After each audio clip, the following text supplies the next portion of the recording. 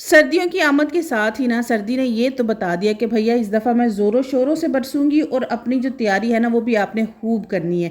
और अल्हम्दुलिल्लाह हर घर में मैं अपने मोहल्ले में इर्द गिर्द लोगों के घरों में भी देख रही हूँ, इवन यूट्यूब चैनल्स पर भी देख रही हूँ। सारी जो मेरी यूट्यूबर बहनें हैं, इन्फ्लुएंसर्स हैं, वो सारी यही बता रही हैं कि अब सर्दी की तैयारी आहिस्ता आहिस्ता से शुरू कर दे। और बहुत सारे लोगों ने तैयारी शुरू की भी हुई है। अब जैसे कि पेटियों में से रज़ाइयों को निकालना, उनको धूप लगवा लेना, कूलर्स को संभाल देना, वाटर कूलर को संभाल देना, इसी तरह के छोटे छोटे से काम।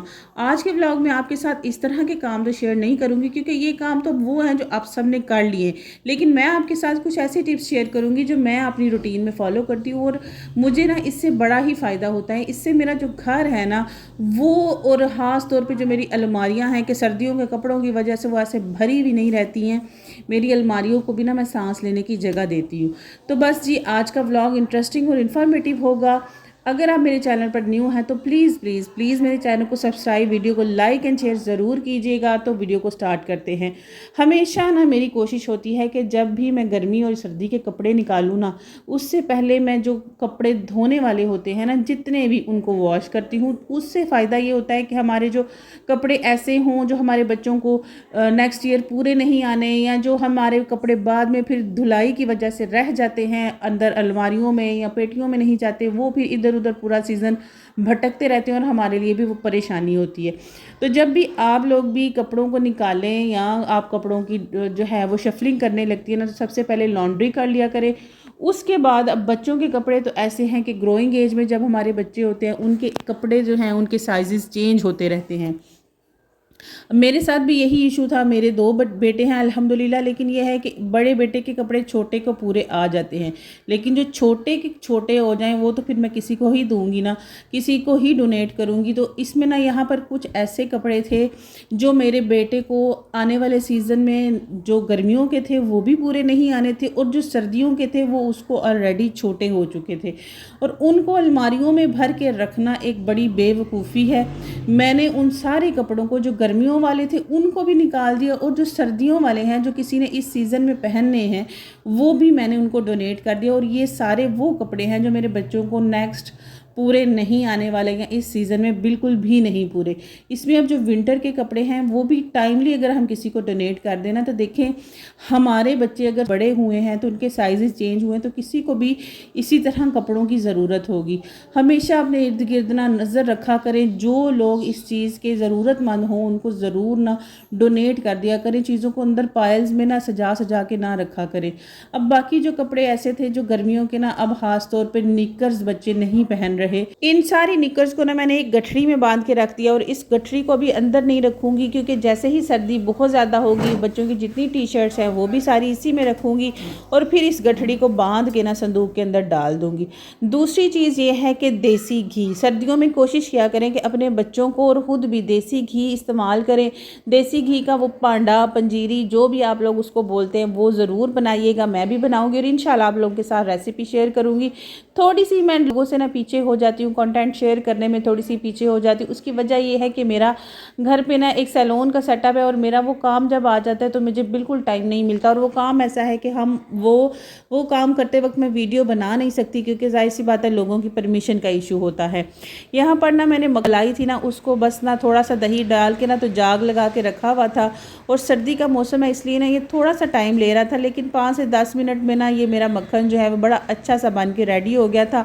मुझे तो मक्खन ही इतना पसंद है, यकीन करें मेरा दिल होता है कि मैं ना सूखी रोटी बनाऊं और उसके ऊपर मक्खन डालूं और खाऊं, इतना मज़ा आता है। और इतना जो है वो हमारे स्टमक में भी कभी भी वो जो मक्खन है ना वो हैवी नहीं लगता। अब यहाँ पर नाश्ता वगैरह मैंने कर लिया था।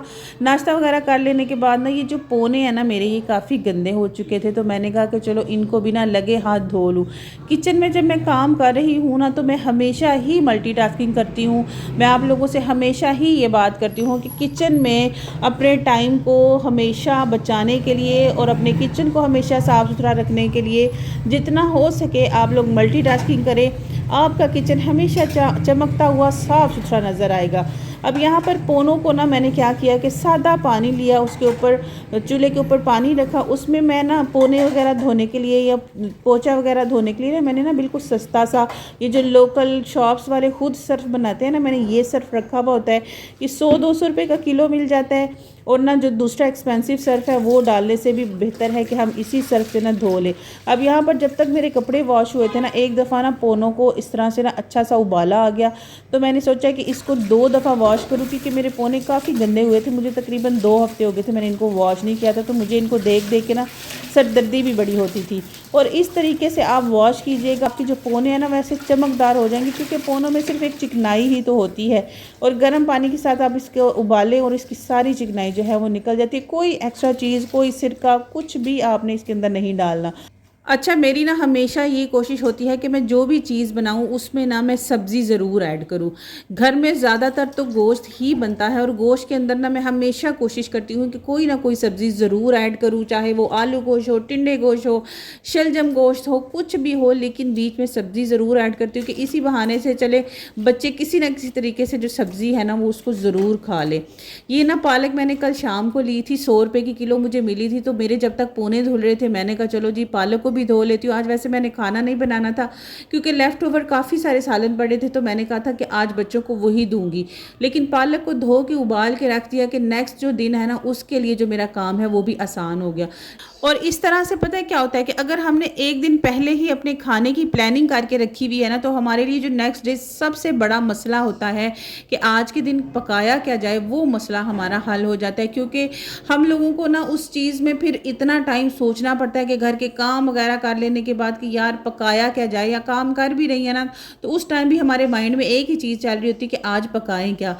तो बस ना मैंने भी वो अपने नेक्स्ट डे की मील की प्रिपरेशन भी कर ली, अपने घर के काफ़ी सारे काम भी कर लिए, और उसके बाद जो है वो मैं सहन की सफाई करने के लिए आई। क्योंकि जैसे कि मैंने वीडियो के स्टार्ट में कहा, मेरा बिल्कुल काम करने को आज दिल नहीं था। तो जब भी मेरे साथ इस तरह का कुछ भी होता है ना, तो मैं अपने जो कामों की रूटीन है ना उसको चेंज कर लेती हूँ।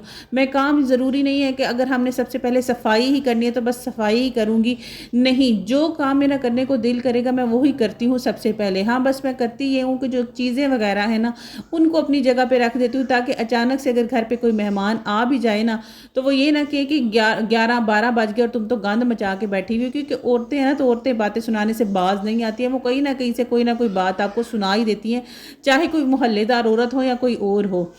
और अपने मल्टीविटामिन के सप्लीमेंट में लेना बिल्कुल भी नहीं भूलती, और आप लोगों को भी रिकमेंड करूंगी कि ये ज़रूर लिया करें। और आज के व्लॉग के लिए इतना ही। इंशाल्लाह आपसे कल दोबारा मुलाकात होगी। दुआओं में याद रखिएगा। अल्लाह हाफिज़।